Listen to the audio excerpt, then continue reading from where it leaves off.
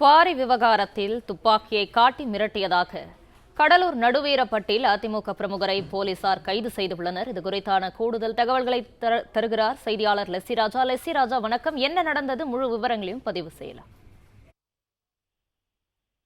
கடலூர் மாவட்டம் நடுவீரப்பட்டு குழந்தைக்குப்பம் கிராமத்தைச் சேர்ந்தவர் கிருஷ்ணமூர்த்தி. இவர் அதிமுகவில் மேற்கு ஒன்றிய விவசாய அணி துணைச் செயலாளராக உள்ளார்.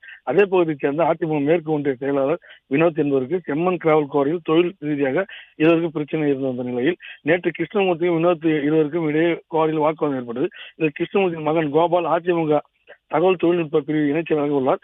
தன் அனுமதி பெற்று வைத்திருந்த கை துப்பாக்கி எடுத்து வினோத் என்பவரை மிரட்டி தாக்கியதால் நடுவீரப்பட்டு காவல் நிலையத்தில் வினோத் புகார் அளித்தார். கோபால் மீது கொலை முயற்சி உள்ளிட்ட 4 பிரிவின் கீழ் வழக்கு பதிவு செய்து அதிமுக தகவல் தொழில்நுட்ப பிரிவு இணைச் செயலாளர் கோபாலை நடுவீரப்பட்டு காவல்துறையினர் கைது செய்து அவரது உரிமம் பெற்று துப்பாக்கியை பறிமுதல் செய்துள்ளனர். பிளே ஸ்டோர் மற்றும் ஆப் ஸ்டோரில் இருந்து பாலிமர் செயலியை QR கோடு மூலம் பதிவிறக்கம் செய்யுங்கள். செய்திகளை உடனுக்குடன் பெறுங்கள்.